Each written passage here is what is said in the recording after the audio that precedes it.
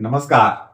कल हमने चर्चा की थी कि अमेरिकी सेना ने राष्ट्रपति ट्रंप के ग्रीनलैंड वाले आदेशों पर किस तरह खुलेआम असहमति जता दी है। लेकिन आज जो ताजा खबरें और तस्वीर उभर कर सामने आ रही है वह असहमति से कहीं आगे की है। अब यह साफ दिखाई देने लगा है कि अमेरिका की अपनी सेना अपने ही राष्ट्रपति की सोच को न सिर्फ खारिज कर रही है बल्कि उसे खुले शब्दों में खतरनाक और अवैध बता रही है। सीनियर मिलिट्री जनरल्स के हवाले से जो शब्द सामने आए हैं वे झकझोर देने वाले हैं। वे अमेरिकी लोकतंत्र के लिए अलार्म बेल हैं। कहा गया है कि ट्रंप का Greenland plan crazy and illegal है। ये शब्द किसी राजनीतिक विरोधी ने नहीं कहे। यह किसी विपक्षी नेता का हमला नहीं है। ये शब्द उन जनरल्स के हैं जिनके कंधों पर अमेरिका की पूरी सैन्य ताकत टिकी हुई है। जब वही जनरल अपने कमांडर इन चीफ के बारे में ऐसा कहें तो समझ लीजिए मामला बहुत गंभीर हो चुका है। अमेरिकी व्यवस्था में सेना आमतौर पर पर्दे के पीछे रहती है। वह राजनीति में नहीं बोलती। लेकिन जब सेना सार्वजनिक रूप से या मीडिया के जरिए यह संकेत दे कि राष्ट्रपति का आदेश अवैध है तो इसका मतलब होता है कि राष्ट्रपति संविधान की लाल रेखा के बहुत करीब पहुंच चुका है या शायद उसे पार कर चुका है। रिपोर्ट्स के मुताबिक ज्वाइंट चीफ्स ऑफ स्टाफ ने साफ कहा कि कांग्रेस की मंजूरी के बिना किसी भी तरह की सैन्य योजना बनाना, किसी क्षेत्र पर कब्जे का विचार करना या बल प्रयोग की संभावना तक सोचना भी अमेरिकी कानून का उल्लंघन है। और यही वह बिंदु है जहां ट्रंप की निरंकुश शैली पर पहली बार खुलकर प्रश्न चिन्ह लगाया गया है, वह भी अमेरिकी सिस्टम से। ट्रंप का पूरा राजनीतिक वर्किंग स्टाइल एक बात पर टिका रहता है, मैं जो कहूं वही अंतिम फैसला, चाहे अदालतें हो, मीडिया हो या अंतरराष्ट्रीय संगठन। लेकिन सेना के सामने उनकी यह शैली काम नहीं करती दिख रही।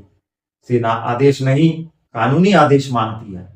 और जब आदेश कानूनी ना हो तो सेना का ना कहना बगावत नहीं बल्कि संविधान की रक्षा माना जाता है। अब दूसरी तरफ चलिए, ग्रीनलैंड के नेताओं और आम लोगों ने पहली बार इतनी स्पष्टता से कहा है, we don't want to be Americans. यह सिर्फ एक भावनात्मक प्रतिक्रिया मात्र नहीं है, यह एक राजनीतिक विस्फोट है। क्योंकि ट्रंप की सोच में ग्रीनलैंड कोई समाज नहीं, कोई जनता नहीं, बल्कि एक रणनीतिक टुकड़ा है जिसे खरीदा जा सकता है, दबाव में लिया जा सकता है या किसी भी तरह अमेरिका के नियंत्रण में लाया जा सकता है। लेकिन ग्रीनलैंड के लोगों का यह बयान उस पूरी मानसिकता को नकार देता है। वे साफ कह रहे हैं, हम कोई रियल एस्टेट डील नहीं है। डेनमार्क ने भी इस पर कड़ा रुख अपनाया है और यूरोप में यह सवाल उठने लगा है कि क्या अमेरिका अपने ही सहयोगियों की संप्रभुता का सम्मान करना भूल रहा है। और यहीं से यह मुद्दा नाटो तक पहुंच जाता है।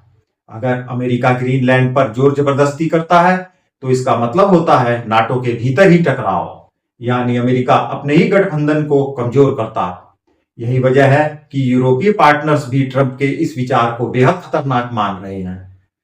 अब जरा इन दोनों घटनाक्रमों को एक साथ रखिए। एक तरफ अमेरिकी सेना कह रही है यह प्लान पागलपन और अवैध है। दूसरी तरफ ग्रीनलैंड के लोग कह रहे हैं हम अमेरिकी नहीं बनना चाहते। यानी ट्रंप चारों तरफ से घिर चुके हैं, अंदर से भी बाहर से भी। यही वह स्थिति है जिसे राजनीति में कहा जाता है गले की हड्डी। ट्रंप इसे निगल भी नहीं सकते क्योंकि सेना और कानून सामने खड़े हैं, और उगल भी नहीं सकते क्योंकि पीछे हटना उनकी पूरी छवि को तोड़ देगा।